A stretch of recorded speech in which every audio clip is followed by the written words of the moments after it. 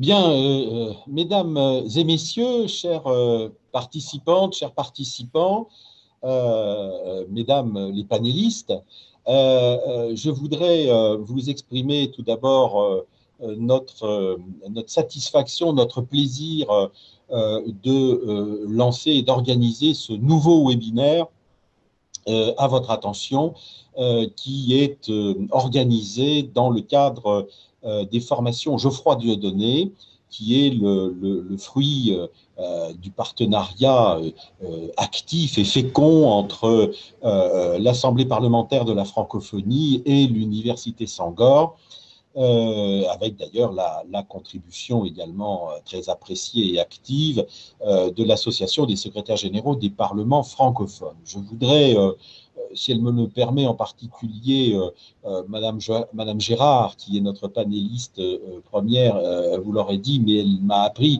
qu'elle intervenait dans ce webinaire depuis la salle qui porte le nom de notre regretté et fort apprécié collègue Geoffroy Dieudonné.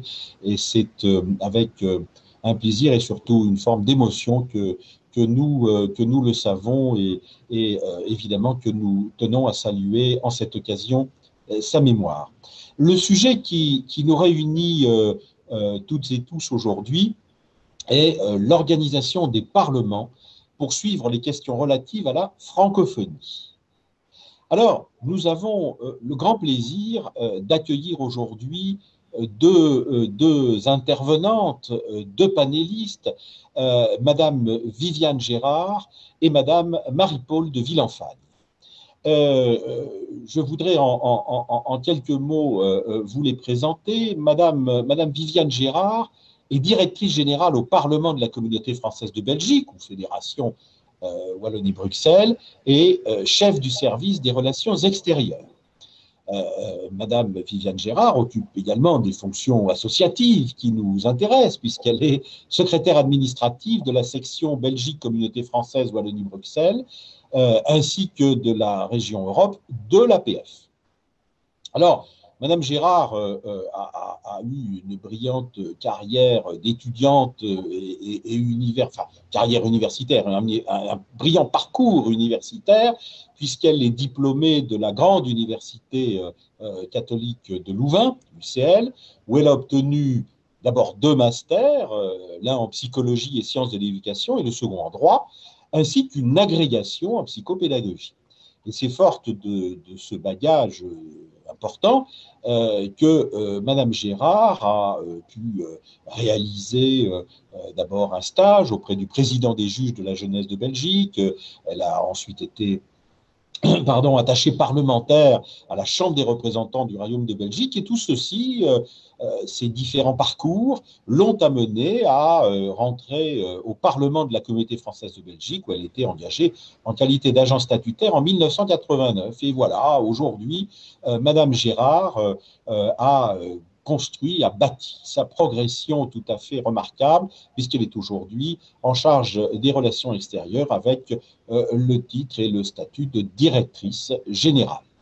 Nous avons ensuite le grand plaisir d'accueillir Madame Marie-Paule de Villenfagne, qui est diplômée en presse et information et qui a rejoint le Parlement également de la communauté française de Belgique en 2002. Elle a assuré d'abord des fonctions de secrétariat, des fonctions administratives, et elle était d'abord agent au service législatif pendant 4 années, et ensuite elle a rejoint la direction générale des relations extérieures. Et donc, vous voyez que la relation se fait avec Madame Gérard, et aujourd'hui, elle occupe la responsabilité opérationnelle extrêmement importante, d'abord de la gestion des missions des parlementaires, logistique, comptable, bon, c'est évidemment une partie non négligeable, et également l'accueil des délégations, l'organisation de l'accueil des délégations étrangères reçues au Parlement.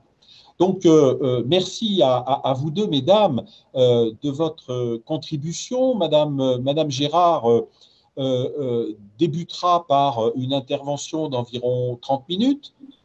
Elle sera suivie par celle de Madame de Villenfagne pour une dizaine de minutes, et c'est cette complémentarité, évidemment, entre les deux qui, en quelque sorte, gère chacune une partie de la question sous des aspects différents, mais complémentaires.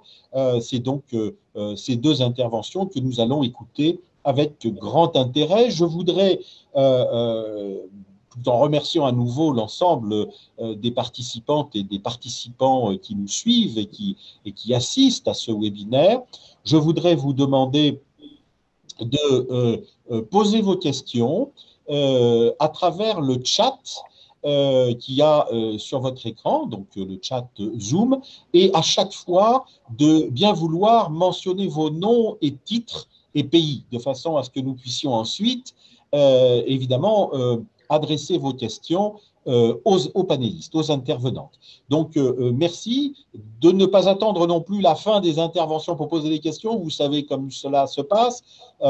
Justement, l'avantage du chat, c'est de pouvoir les poser au fur et à mesure qu'elles se présentent à votre esprit tout au long des interventions, sans précisément interrompre ces interventions. Donc, n'hésitez pas, posez vos questions par écrit en mentionnant vos noms, statuts et pays.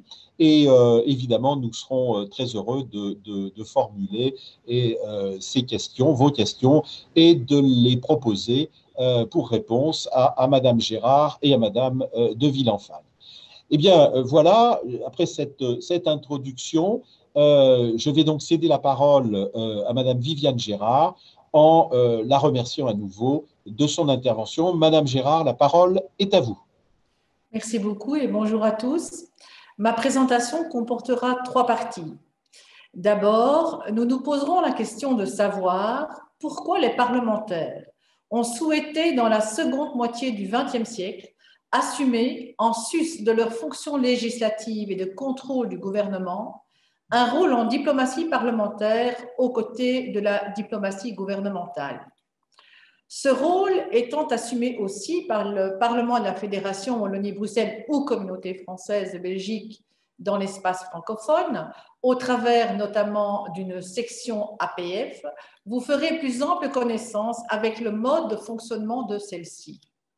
Ces informations, qui constitueront la deuxième partie de mon exposé, permettront d'attirer brièvement votre attention sur le fait que notre mode de fonctionnement à l'APF est fondé sur l'application, d'une part, des statuts de l'APF elle-même et d'autre part, des statuts de notre section APF.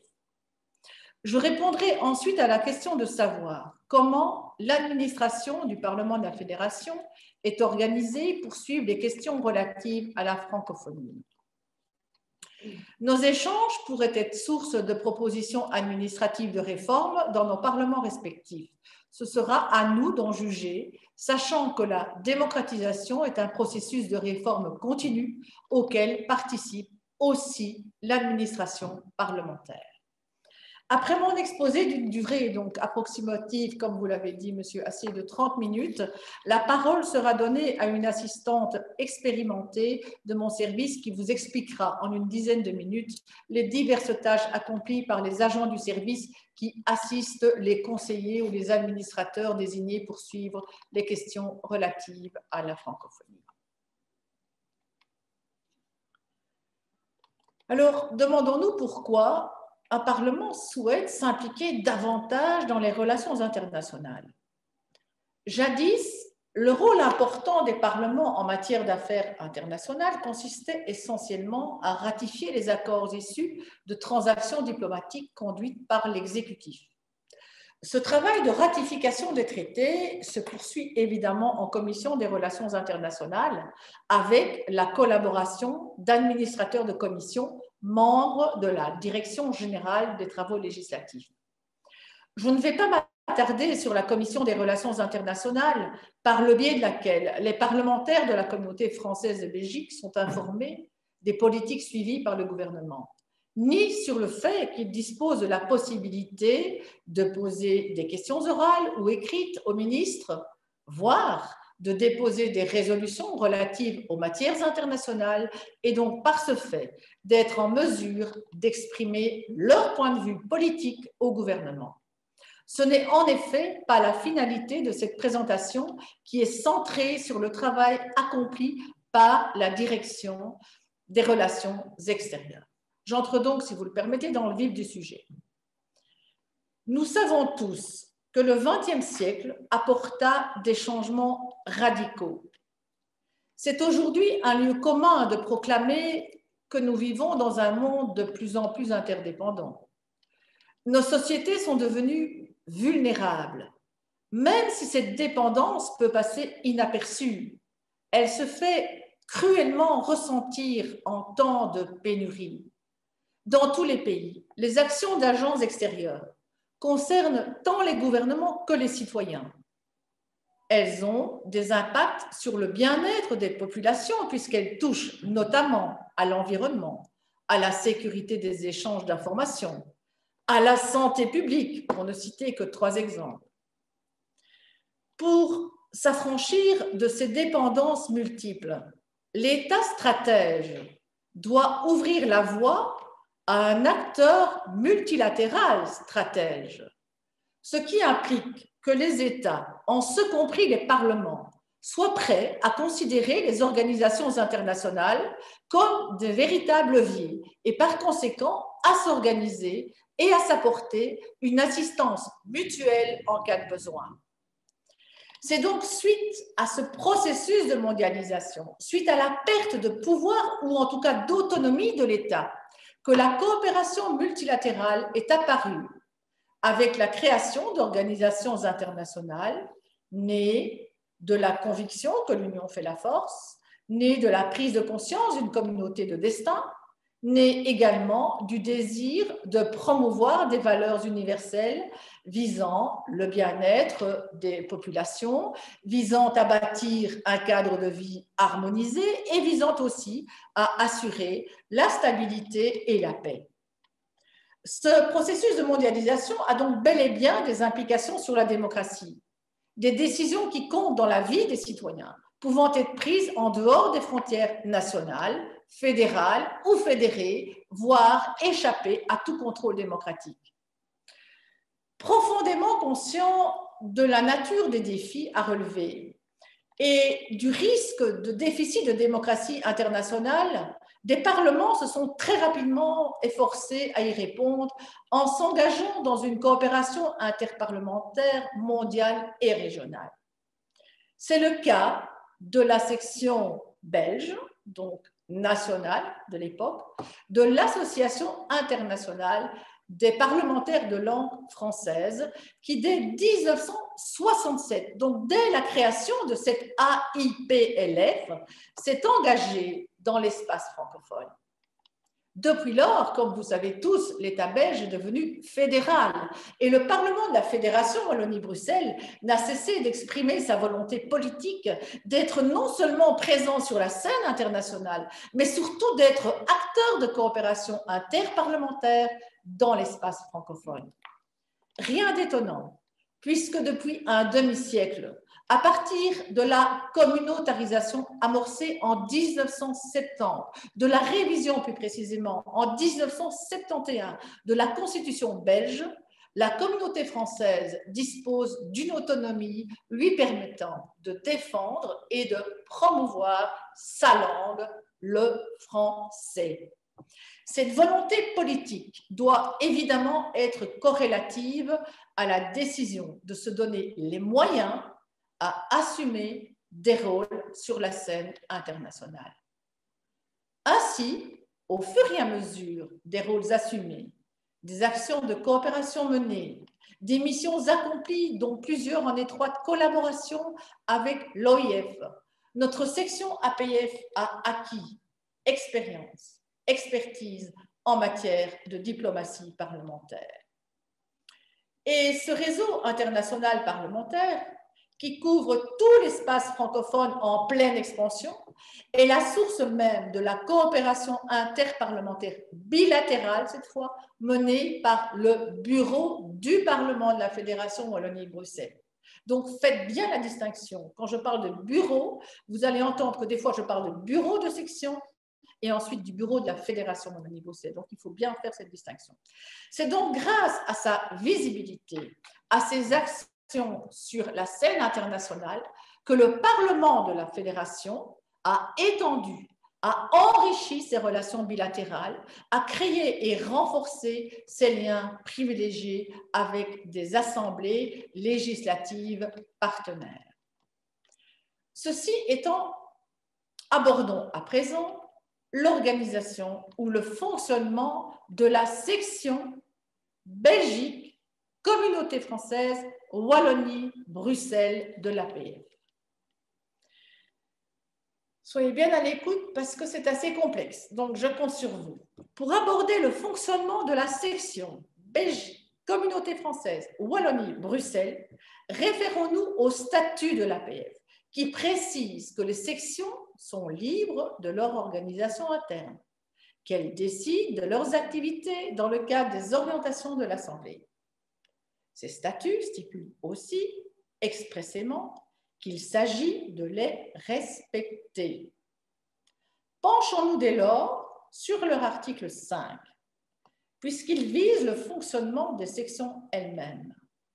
Il donne non seulement l'obligation aux sections de désigner un secrétaire administratif, mais stipule aussi que toute demande d'adhésion doit comporter d'une part la liste des membres de la section et d'autre part la composition du bureau de section. Les statuts distinguant bien la section de son bureau de section. C'est donc en application de ces statuts que notre bureau de section et notre section, dont j'ai le plaisir actuellement d'être secrétaire administrative, se constituent ou se reconstituent après chaque élection législative, soit tous les 5 ans. Avant de vous inviter à découvrir cette section, symbole même de coopération interparlementaire tant au niveau belge qu'international, sachez que tant la Belgique que la Fédération Wallonie-Bruxelles sont membres de l'Organisation internationale de la francophonie. Elles sont représentées toutes deux lors des sommets de la francophonie, respectivement par le Premier ministre belge et le ministre-président de la Fédération Wallonie-Bruxelles. Seule, cependant, la Fédération Wallonie-Bruxelles intervient dans la contribution financière versée à l'OIF. Rien n'est simple, je vous l'accorde, car au niveau de l'APF, la section représente non seulement le niveau fédéral, en d'autres termes, la Chambre des représentants et le Sénat de Belgique, ainsi que la Fédération Wallonie-Bruxelles ou Communauté française de Belgique, mais aussi le Parlement de Wallonie et les francophones de la région de Bruxelles-Capitale. Maintenant, vous comprenez pourquoi notre section est appelée section Belgique / Communauté française / Wallonie-Bruxelles. Une seule section veille ainsi à la représentation parlementaire francophone belge auprès de l'Assemblée consultative parlementaire de la francophonie. Il s'agit donc bien d'une assemblée, pas d'une association. C'est une assemblée consultative parlementaire de la francophonie. Son siège est fixé au Parlement de la Fédération Wallonie-Bruxelles, qui en assure seul le financement et qui verse à cet effet la cotisation due pour son adhésion à l'APF. Sur ce point, il y a donc concordance, si je puis dire, entre l'OIF et l'APF. L'Assemblée générale de cette section, donc de ma section, si je peux dire, se réunit en principe une fois par législature. Cette Assemblée générale élira le bureau de section en son sein pour toute cette durée de législature, donc 5 ans, comme je vous l'ai déjà dit. En application des statuts de la section, ce bureau de section comprend 13 membres élus, en respectant la répartition proportionnelle des groupes politiques reconnus au sein du Parlement de la Fédération Wallonie-Bruxelles. À son tour, ce nouveau bureau élira en son sein le président de la section et désignera les parlementaires qui exerceront les fonctions assignées à la section au sein des instances de l'APF. Les mandats exercés actuellement par les membres effectifs du bureau de section sous réserve bien évidemment de modification des règles et usages de l'APF internationale, sont vice-président international, chargé de mission Europe. Nous avons également 2 vice-présidents, l'un à la commission d'éducation, communication et affaires culturelles de l'APF, mais aussi au comité directeur du réseau des femmes parlementaires. Nous avons également 4 rapporteurs, l'un à la commission politique, l'autre à la commission des affaires culturelles, des affaires parlementaires, pardon, là un autre dans le réseau des jeunes et enfin un autre rapporteur dans le réseau des femmes. Les mandats exercés par les membres du bureau de section sont répartis, et je le souligne, entre 5 parlements. Les statuts de la section prévoient explicitement que 3 mandats doivent impérativement être exercés par des parlementaires désignés au sein même du PFUB et appartenant à des groupes politiques différents. Il s'agit des 3 fonctions suivantes: président de section, chargé de mission Europe et vice-président international. Les statuts de section prévoient également qu'au moins 4 membres effectifs doivent exercer leur mandat à la Chambre des représentants ou au Sénat de Belgique. Quant au président du Parlement de la Fédération lui-même, les statuts de la section prévoient qu'il a également des prérogatives particulières par rapport à ses collègues présidents d'Assemblée. C'est au président du Parlement de la Fédération qu'il appartient de convoquer l'Assemblée générale de la section dont je vous ai fait part, et ce dans les 3 mois qui suivent l'installation du Parlement qu'il préside. Les statuts de la section stipulent aussi que le président du Parlement de la Fédération, s'il n'est pas membre du bureau de section, ce qu'il pourrait être, assiste de toute façon de plein droit avec voix consultative aux réunions du bureau de section. Le fonctionnement de la section étant décrit, je vous propose donc d'aborder sans tarder l'autre sujet qui nous intéresse, à savoir l'organisation administrative du Parlement de la Fédération pour suivre les questions relatives à la francophonie.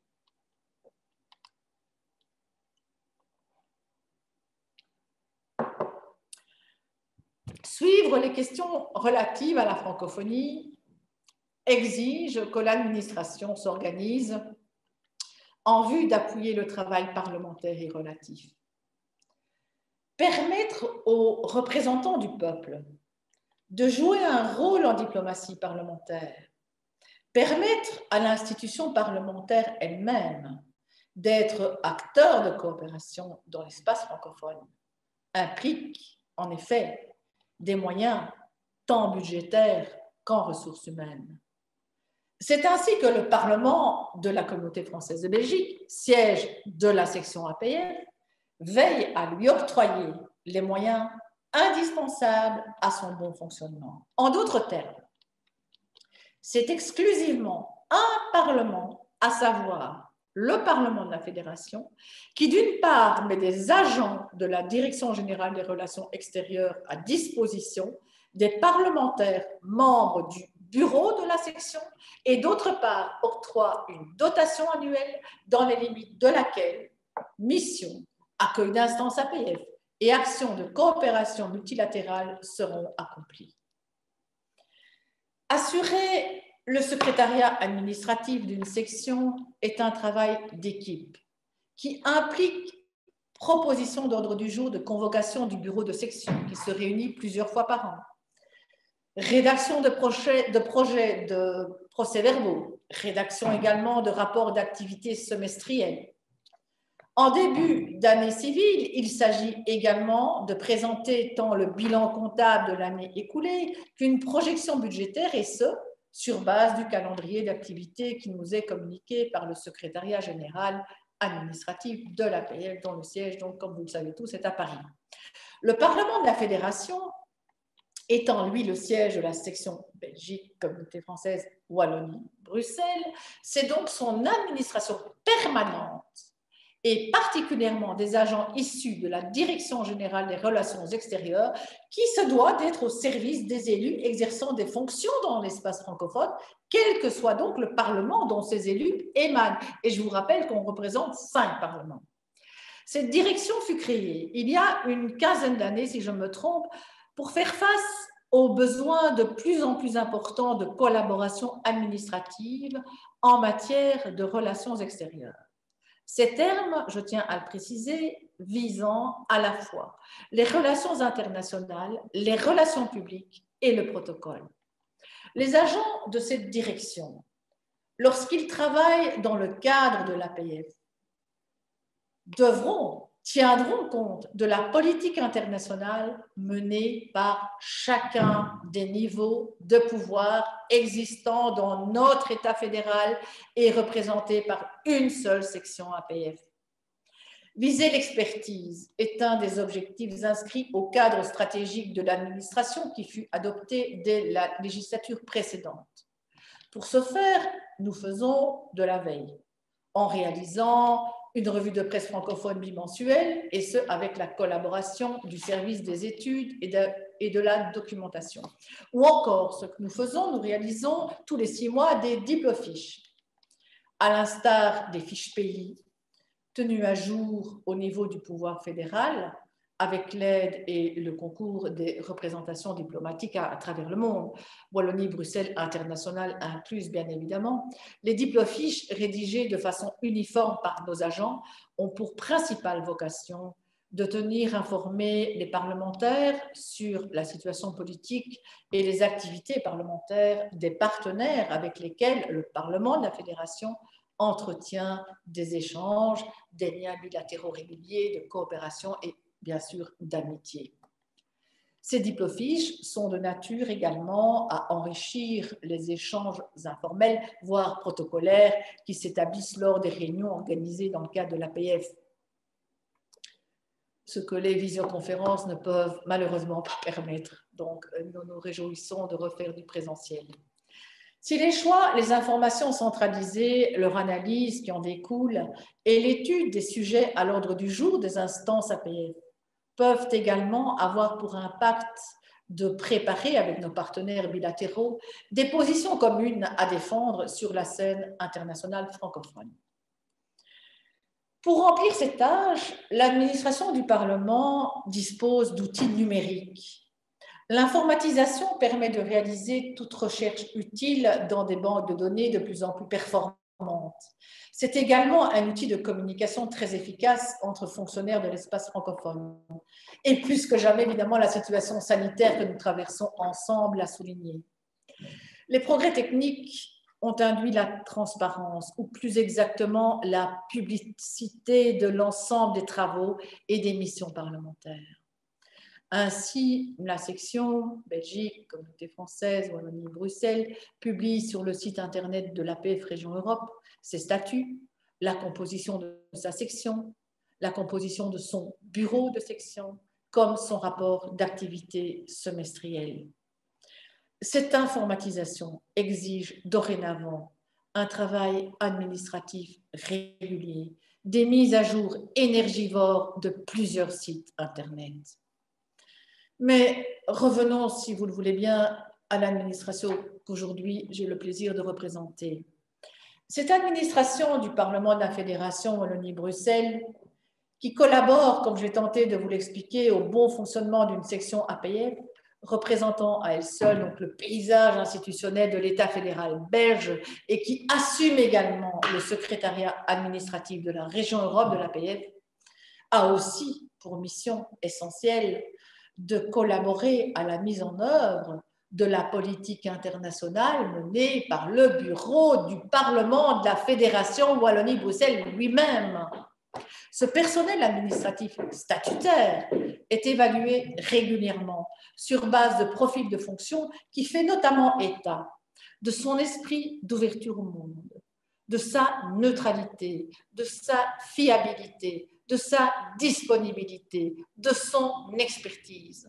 Son professionnalisme est les fruits, certes, de sa stabilité, mais également de son devoir de répondre à des compétences techniques et de support, et par conséquent de son devoir d'intégrer les valeurs de la francophonie.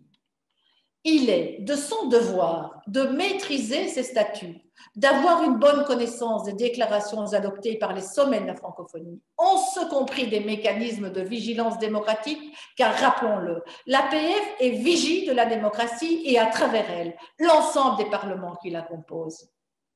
Il s'agit dès lors que l'administration faisant preuve d'esprit d'analyse, de capacité rédactionnelle, de synthèse aussi, puisse communiquer aux parlementaires qu'elle assiste notamment toute observation utile relative à la promotion et à la protection des droits de l'homme.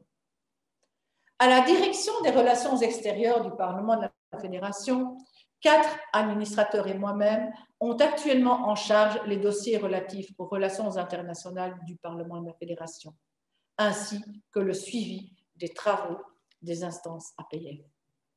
Voici quelques éléments supplémentaires sur le travail que nous réalisons. Nous préparons des projets de réponse à des questionnaires. Nous rédigeons des projets de rapport tant pour nos rapporteurs des instances APF que pour nos parlementaires membres de nos comités ou groupes d'amitié et de coopération bilatérale. Nous rédigeons ou amendons des résolutions ou encore des projets d'intervention orale en complément des éléments de langage à l'attention des parlementaires. Tout ce travail doit naturellement être validé par les élus qui en assument seuls la responsabilité politique et qui représentent l'essence même de la démocratie lorsqu'ils effectuent des missions APF ou OIF, d'autant plus lorsque ces missions visent la résolution de divergences de vues et des conflits d'intérêts par le dialogue inclusif. Lorsque nous travaillons pour le compte exclusif du Parlement de la Fédération Wallonie-Bruxelles, nous utilisons une gestion électronique des documents, appelée communément la GED. Tous les dossiers relatifs à la politique des relations internationales menées dans l'espace francophone, pour ne viser que, puisque c'est la thématique de cet exposé, font l'objet de notes de bureau adressées via cette application GED à notre secrétaire général, M. Bazelum, qui est chargé de leur validation avant présentation au bureau. Les décisions de bureau prises en matière de réalisation de missions, de composition de délégations, de thématiques examinées, de bonnes pratiques partagées, bref, en un mot, en matière de programme, nous serons également communiqués par la GED, donc la gestion électronique de documents. Il appartiendra à l'administration donc d'exécuter ces décisions de bureau.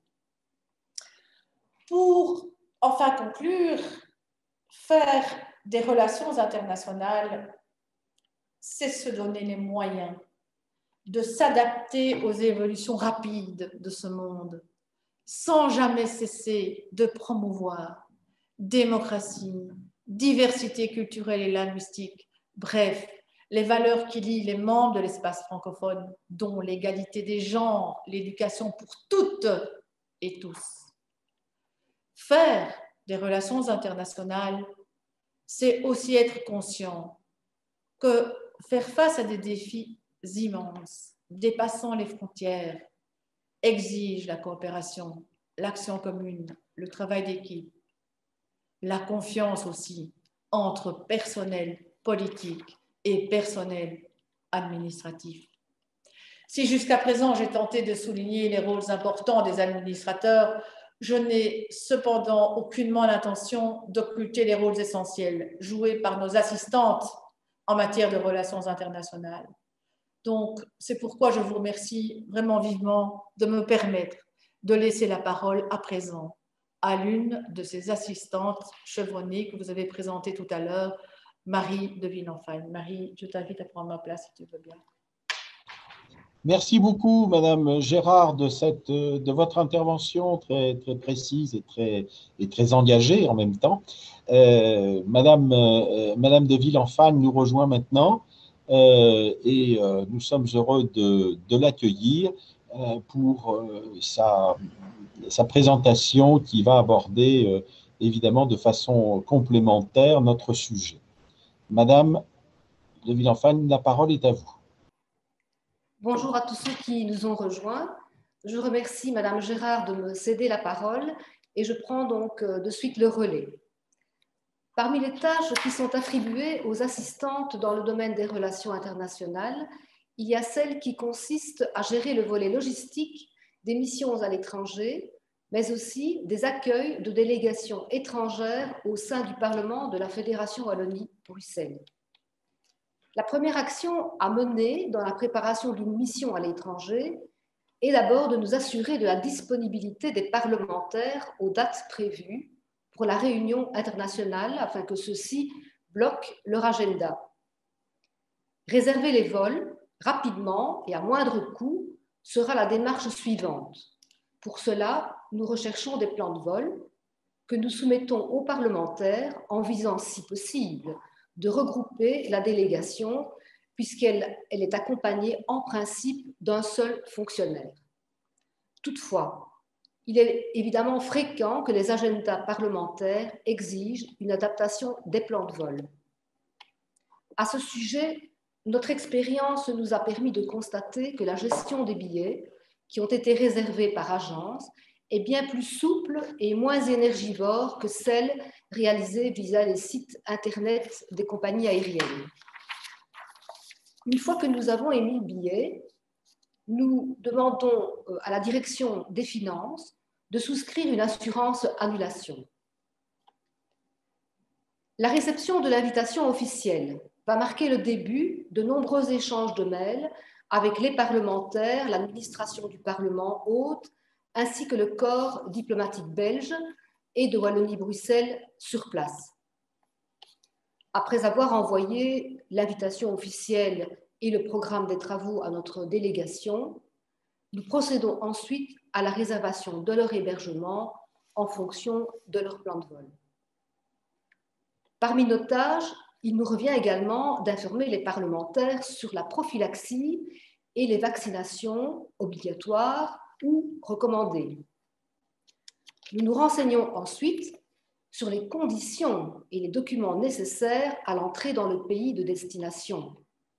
Il va de soi que nous vérifions la validité de la carte d'identité, du passeport, de l'ESTA, s'il s'agit d'une entrée aux États-Unis, de la VE, s'il s'agit d'une entrée au Canada, et ça pour chaque membre de la délégation.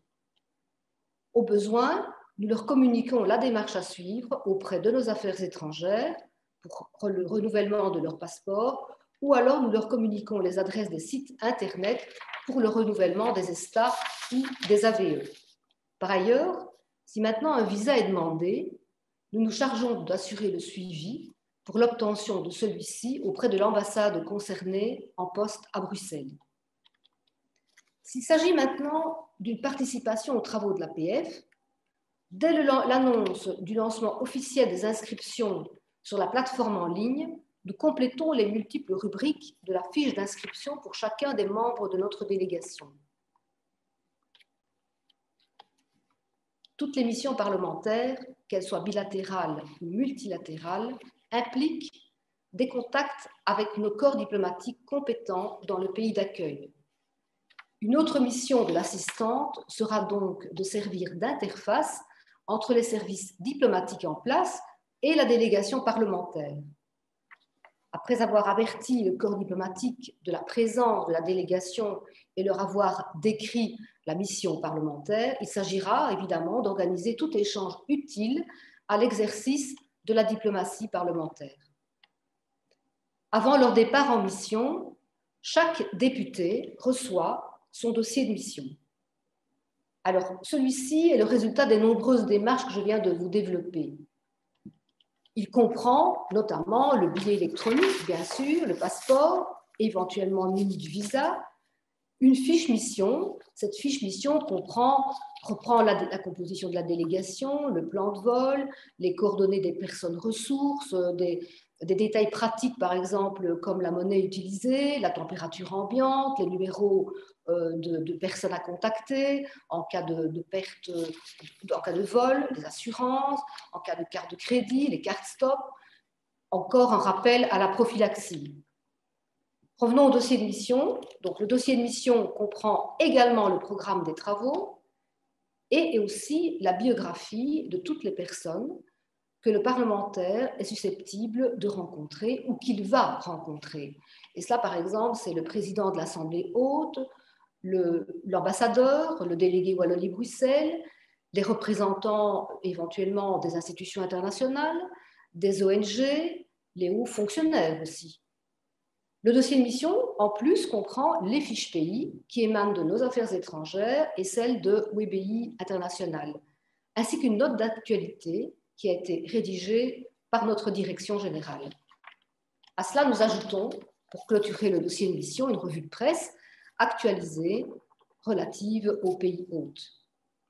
Enfin, nous donnons à chaque parlementaire une clé USB qui reprend l'ensemble des documents donc nécessaires aux travaux, ainsi que le travail d'analyse qui a été fait par les administrateurs de notre direction, travail qui va servir à enrichir, comme Mme Gérard vous l'a dit, les interventions de nos parlementaires sur les sujets qui seront à l'ordre du jour.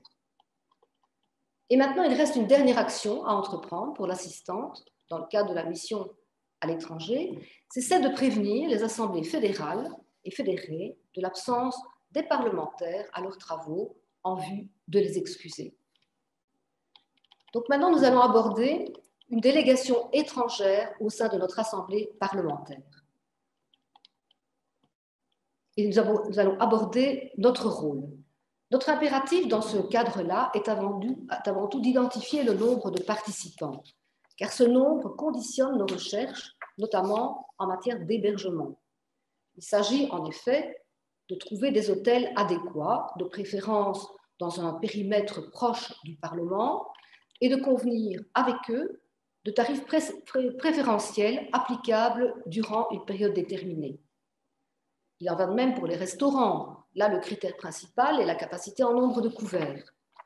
Une fois que nous avons reçu l'accord sur le ou les choix proposés, les assistants procèdent aux réservations et aussi au choix des menus, parce qu'elles assurent aussi la coordination de ceux-ci. Nous intervenons ensuite dans l'élaboration de l'invitation officielle, du formulaire d'inscription aux travaux, ainsi que dans le programme à proposer en dehors des travaux. Dès que nous avons reçu l'accord sur le programme, il est temps maintenant d'établir la projection budgétaire de l'ensemble du séjour de la délégation à Bruxelles. À ce sujet, nous éditons un programme complet qui inclut bien sûr des renseignements généraux, et c'est un programme qui va être distribué à chaque participant dès son arrivée. Lorsque les premières réponses arrivent, nous tenons à jour la liste des inscrits dans un fichier Excel, et ce fichier reprend le titre, la fonction, les dates et lieux d'arrivée et de départ de chacun. Ces données sont évidemment indispensables pour assurer le suivi protocolaire, notamment lors de l'accueil officiel au Parlement, lors de l'établissement des plans de table et dans toute la gestion du protocole que requiert une telle activité. Bien évidemment, la Direction générale des relations extérieures n'est pas la seule à la manœuvre dans la préparation d'un tel événement. Son encadrement est assuré en étroite synergie avec le secrétariat général, mais aussi avec les autres services du Parlement, car cette précieuse et efficace collaboration de l'ensemble de nos services assure la réussite pleine et entière des accueils, tant de délégations étrangères que de réunions internationales au sein de notre Assemblée. Pour conclure, je vous remercie de m'avoir permis de mettre en évidence ces multiples actions que nous, les assistantes, effectuons à l'arrière-plan. Elles sont cependant indispensables au bon déroulement d'une réunion internationale. Certes, depuis un an, la pandémie qui sévit a freiné, voire mis complètement à l'arrêt un grand nombre de nos activités au profit de réunions virtuelles appelées visioconférences. Pour rester en phase avec cette nouvelle réalité, l'assistante s'est adaptée et dans un futur proche, elle ajoutera très certainement les techniques du monde numérique aux tâches qui lui sont habituellement dévolues. Je vous remercie de votre écoute. Merci beaucoup, Madame Gérard, de votre intervention qui démontre combien les aspects logistiques sont évidemment fondamentaux pour permettre la coopération de fonctionner effectivement. Nous avons reçu un certain nombre de questions. Je voudrais d'abord vous dire que vous avez reçu quelques félicitations qui ont été exprimées par nos auditrices et nos auditeurs, et qui également sur la qualité de votre intervention et également sur la qualité des réalisations que vous nous avez exposées au niveau de votre Parlement. Alors, nous avons quelques questions. Je vais commencer, mais évidemment sans ordre prioritaire. Alors, nous avons une question de M. Souleymane Arissou, qui est fonctionnaire au Parlement de la CEDEAO à Abuja, au Nigeria, et qui reprenait la notion de diplomatie parlementaire que vous aviez évoquée au début, et qui souhaiterait insister dessus et vous demander peut-être de développer un peu. Il considère que c'est un rôle nouveau qui est désormais joué par le Parlement, et il aimerait que vous puissiez peut-être un peu développer la compréhension de son contenu et surtout, évidemment, au regard des responsabilités exécutives des structures qui sont en charge de cette diplomatie parlementaire. Je réponds question par question, monsieur. Je crois que ce serait plus efficace. Oui, si vous voulez bien, parce qu'il y a des questions qui sont assez disparates en thématique. Donc, je pense que cette notion de diplomatie parlementaire, si je ne me trompe pas, elle est apparue suite à la destruction du mur de Berlin. Donc, c'est une notion qui a quand même déjà quelques années, puisque je vais dire qu'il y a une trentaine d'années. Donc, cette diplomatie parlementaire, c'est justement ce que j'ai tenté de vous expliquer dans l'exposé. Ce sont les nouveaux rôles que se sont donnés les parlementaires et les parlements, mais qui demandent évidemment un investissement dans les moyens.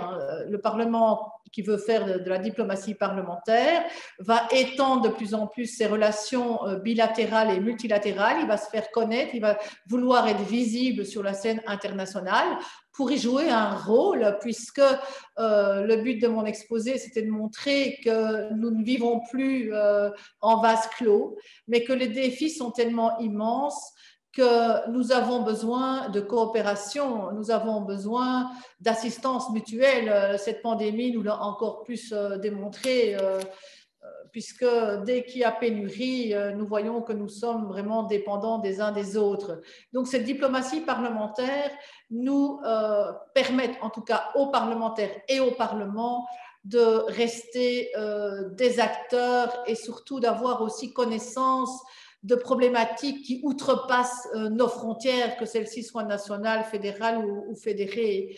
Donc, il faut vraiment, ce monde actuel qui est face à des défis immenses, doit pouvoir aussi les résoudre en se mettant ensemble. Donc, c'est ce que j'ai visé en tout cas dans l'exposé, dans la présentation que je vous ai faite, c'est ce que j'essayais de faire comprendre à mes collègues.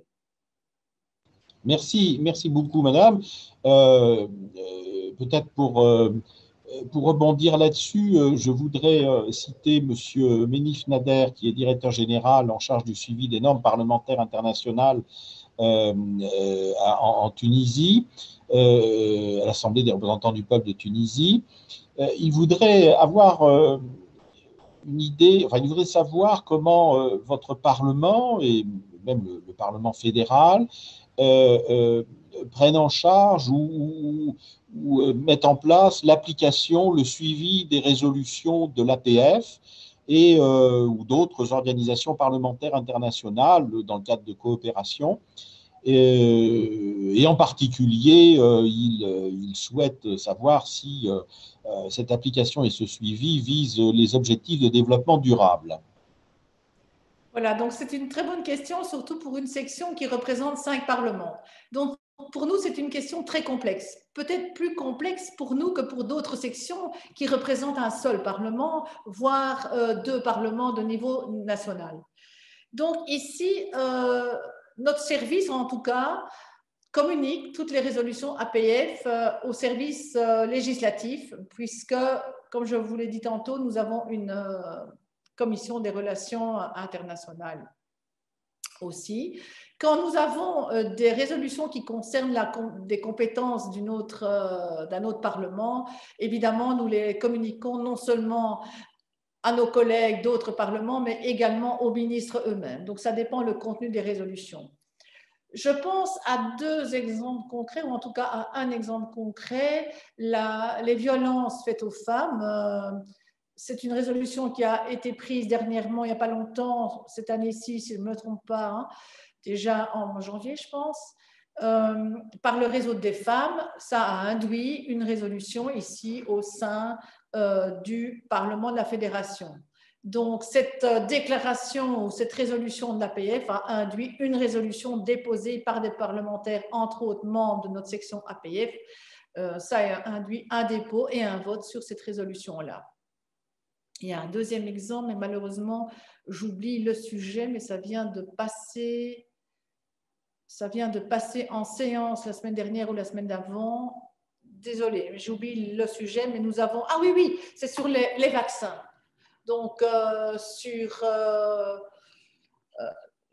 pardon Marie ? La vaccination anti-Covid. Donc, nous avons également pris suite au positionnement pris par l'Assemblée générale qui vient de se réunir à l'APF, la 46e session. Nous avons pris directement donc, une résolution que nous avons déposée. Quand je dis nous, évidemment, ce sont les parlementaires. Là, on est hors du travail du fonctionnaire, c'est un travail politique. Je pense également à une autre résolution qui m'a aussi marquée. Vous savez qu'il y a eu un grave conflit en Arménie avec le Haut-Karabakh. Nos parlementaires, membres de la francophonie, qui ont suivi de très près, et surtout le chargé de mission Europe, membre donc de notre section, a suivi de très près avec le secrétaire général parlementaire, M. Krabal, la situation complexe en Arménie et dans le Haut-Karabakh. Nous avons organisé, Paris, donc le siège de l'APF à Paris, a organisé des visioconférences bilatérales avec nos collègues arméniens.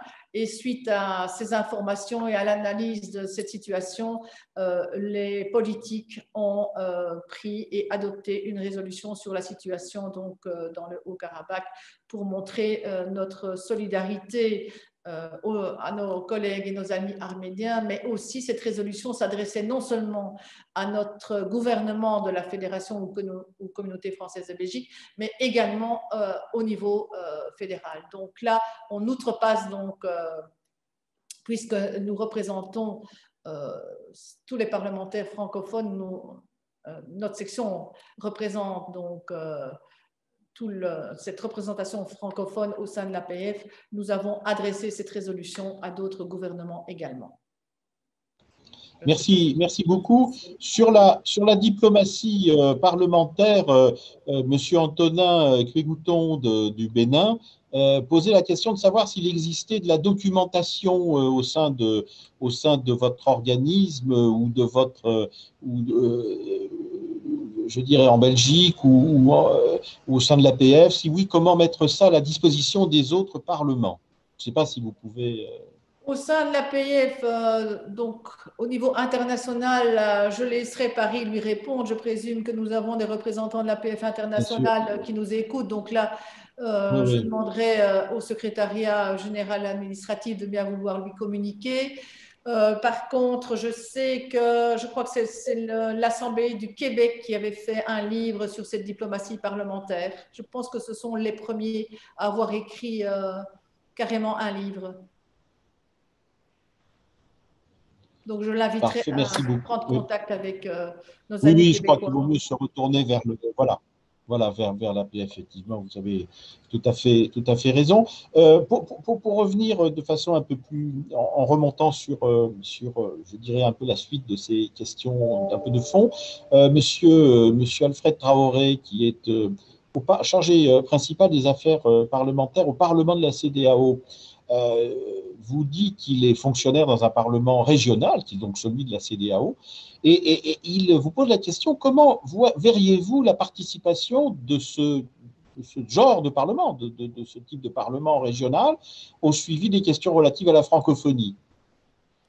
Encore une fois, c'est une question, je me demande si je suis vraiment la bonne personne à laquelle il faut poser cette question, parce que c'est une question qui, à mon avis, à mon humble avis, s'adresse plus spécialement à l'APF internationale. Mais je pense que de toute façon, toute coopération, en tant qu'observateur, en tout cas, parce que pour moi, il faut bien distinguer les observateurs des parlements membres de l'APF, je pense que c'est un partenariat qui pourrait être intéressant puisque toute coopération est riche en soi. Pardon, j'avais éteint mon micro. Oui, oui, tout à fait, tout à fait. Monsieur André Gagnon, que nous connaissons, eh bien, et de la Chambre des communes du Canada, d'abord, vous salue et vous remercie. Et pose la question suivante. Comment s'articule la relation entre votre unité et le secrétariat de l'APF et des différentes autres sections participant aux travaux de l'APF? Ça, c'est une question que je remercie vivement de m'avoir posée parce que c'est une omission de ma part. Je dois bien vous informer aussi que nos liens avec le siège de Paris sont évidemment très étroits puisque notre secrétaire général de ce Parlement, de la Fédération, est aussi secrétaire général adjoint administratif, adjoint de l'APF internationale. Mais nous avons également un membre de mon service qui s'appelle Fatmir Lessi, qui est également détaché à l'APF internationale. Donc, nos relations sont évidemment étroites par le biais de ces deux hauts fonctionnaires.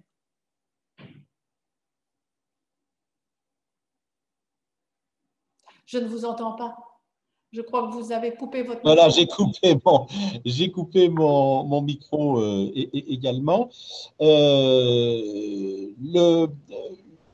Sinon, à part cela, vous avez des questions, mais qui me semblent plus relever peut-être, je dirais, des demandes de coopération, des questions sur, notamment, qui viennent de nos amis d'Afrique centrale, de RDC. On avait des questions de RDC qui nous disent, mais voilà, quelle coopération on pourrait développer avec notre Parlement, est-elle effective, etc. Alors, je ne sais pas si vous pourriez peut-être au niveau de votre Parlement peut-être développer, s'il y a lieu, des exemples ou des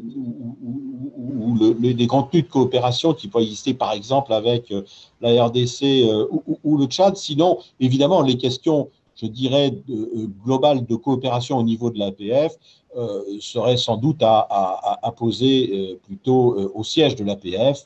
Je fais juste une parenthèse, il y a également une question qui est déposée, mais pourquoi l'APF est toujours à Paris, etc. Je me permets de rappeler que la francophonie, l'Organisation internationale de la francophonie a son siège à Paris, et c'est sans doute une des raisons pour lesquelles les grands opérateurs, les grands partenaires de la francophonie y sont également présents. Je ferme cette parenthèse et je reviens donc sur cette question que j'évoquais sur l'éventuelle coopération avec l'Afrique centrale et en particulier la RDC. Oui, eh bien, évidemment, je suis administrative, donc je ne peux pas vous parler d'une future coopération avec la RDC, puisque c'est le bureau de mon Parlement qui prendra toute décision à ce sujet. Par contre, j'attire l'attention de mes collègues de RDC que le Parlement de la Fédération Wallonie-Bruxelles, hein, donc ici je ne suis pas dans l'APF, je suis vraiment dans les relations internationales du Parlement de la Fédération Wallonie-Bruxelles, dès les élections en 2006 en RDC, notre Parlement a été très actif puisqu'il était déjà sur le terrain de la RDC en janvier 2007 pour proposer au pouvoir central, on leur a demandé l'autorisation de faire des séminaires de formation dans toutes les provinces de RDC. Et si je ne me trompe pas, à l'époque, elles étaient 15. Nous avons travaillé pour ce faire étroitement avec la CTB de l'époque, donc la coopération technique belge. Donc nous avons fait, je ne sais plus combien de séminaires, mais énormément de séminaires avec les nouveaux élus des assemblées provinciales de 15 provinces donc de RDC. Ça a été très intéressant, en tout cas pour nous, Et j'espère évidemment pour les parlementaires congolais aussi, puisqu'ils étaient tout nouveaux parlementaires provinciaux. Donc nous avons démontré notre volonté de participer à cette décentralisation du pouvoir en RDC. Nous sommes évidemment disposés d'en discuter avec nos collègues congolais régulièrement quand ça se prête aussi au niveau de l'APF. Notre président ou nos parlementaires contactent la présidente de l'Assemblée de RDC que nous voyons. Évidemment, la pandémie a mis fin à toutes ces relations physiques depuis un an, mais nous avons contacté, on n'hésite pas évidemment à contacter tous nos partenaires. C'est ce que j'ai tenté aussi de souligner dans mon exposé de tout à l'heure, c'est que ces assemblées internationales nous permettent du bilatéral informel. Et dans ce bilatéral informel, la présidente de l'Assemblée de RDC est évidemment un de nos contacts privilégiés. Merci, merci beaucoup. Écoutez, chère madame, je crois qu'il y a effectivement un certain nombre de questions, mais là encore, qui concernent plus l'APF sur des demandes de coopération, des demandes de stage, des choses comme cela. Je crois que c'est plutôt, bien sûr, nous pouvons encourager et inviter nos participantes et participants à s'adresser directement à l'APF, je crois. En tout cas, peut-être pour terminer également à nouveau sur des félicitations, je vous transmets les salutations de Penda Niang du Sénégal qui était heureux de vous avoir rencontré, qui était heureux de vous retrouver à travers ce webinaire et voilà, et je dirais son message rejoint pas mal d'autres messages également qui apprécient la qualité et la pertinence de vos interventions à vous-même et Madame de Villefranche. Écoutez, je crois que nous arrivons puisqu'il n'y a pas d'autres questions significatives, je dirais, par rapport au sujet. Je voudrais vous demander si vous avez peut-être quelques mots de clôture ou si vous souhaitez apporter un complément avant que peut-être nous vous remercions à nouveau pour clôturer cette séance. Avez-vous des points complémentaires ou vous soyez abordés, ou Madame de Villefranche, bien évidemment. Marie, tu as quelque chose à dire? Non.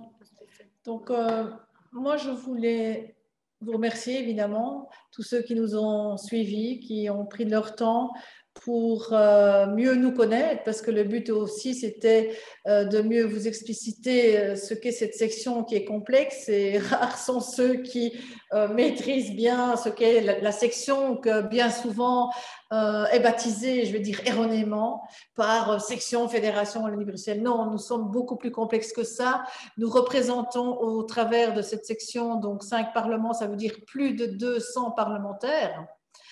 Donc, c'est très complexe pour l'administration de suivre donc, et de faire un travail de qualité comme nous le voulons, évidemment, puisque nous devons sortir de notre confort, puisque quand vous travaillez dans un parlement, vous connaissez plus spécialement les compétences et le travail parlementaire de votre propre parlement. Nous, ce qui est demandé à nos agents, c'est de maîtriser des matières non seulement du parlement dans lequel ils travaillent, mais également d'autres parlements. Même s'ils sont belges, ce sont d'autres compétences. Donc, d'ailleurs, il y a une question qui m'a été posée sur le suivi des résolutions, c'est un peu ça aussi. Donc, pour la Belgique, c'est extrêmement complexe.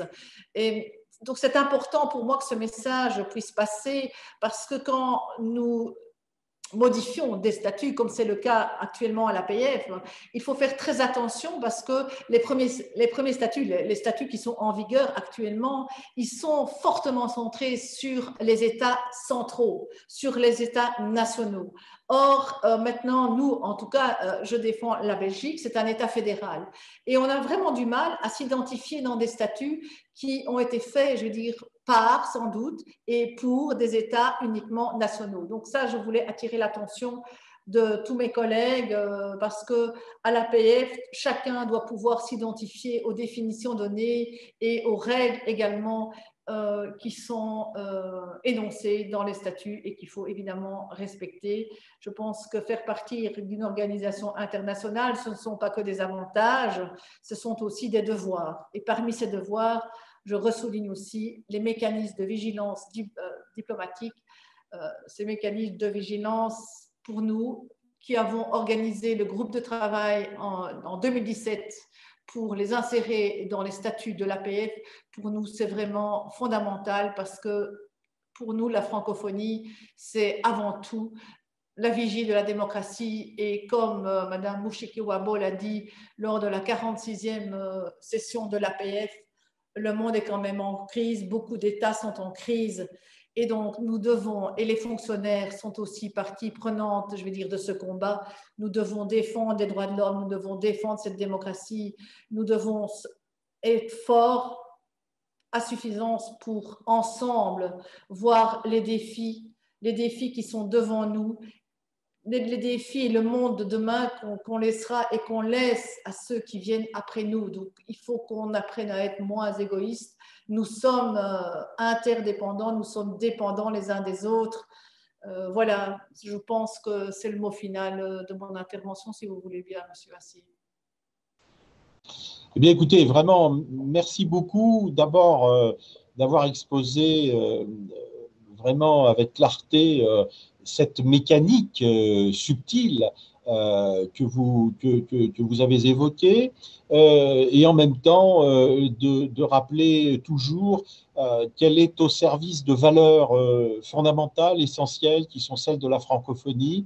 Et c'est bien là l'illustration d'une belle organisation comme celle de l'APF qui sait harmoniser, conjuguer la gestion de la complexité, de la différence des cultures, des approches, des mécaniques, avec justement le respect et la promotion de valeurs qui sont partagées et fondamentales. Donc, merci beaucoup encore une fois à vous, bien sûr également à Madame de Villenfane, parce que la réalité opérationnelle, je dirais, elle est aussi conditionnée par ce que nous expliquait Madame de Villenfane, sinon tout ceci ne sont que de belles paroles. Et on n'avance pas beaucoup. Donc, merci aussi, Madame de Villenfane. Et je crois qu'au nom de vous, si vous le voulez bien, mesdames, je voudrais remercier les très nombreuses participantes et participants qui nous ont fait l'amitié de nous suivre pendant plus d'une heure. Je vois qu'il y a 34 participants qui sont depuis le début restés là à vous écouter, et les messages, vous pourrez les lire sur le chat, sont assez nombreux pour vous remercier de vos interventions et de ces échanges. Merci beaucoup. À très bientôt, le plaisir d'organiser un prochain webinaire sur d'autres thèmes, mais avec nos partenaires qui sont l'APF, bien sûr aussi la SGPF qui nous accompagne, mais l'Université Senghor est très fière et très heureuse de pouvoir contribuer à ces échanges importants qui, au-delà, je dirais, des contenus très précis, portent également, comme vous le disiez, Madame, des valeurs profondes qui sont celles de la francophonie. Merci beaucoup, à très bientôt. Et en tout cas, chères participantes et chers participants, merci à vous et à très bientôt également. Au revoir, mesdames. Au revoir, mesdames et messieurs. Merci à tous. Au revoir. Au revoir et à tous. Au revoir. Merci. Merci.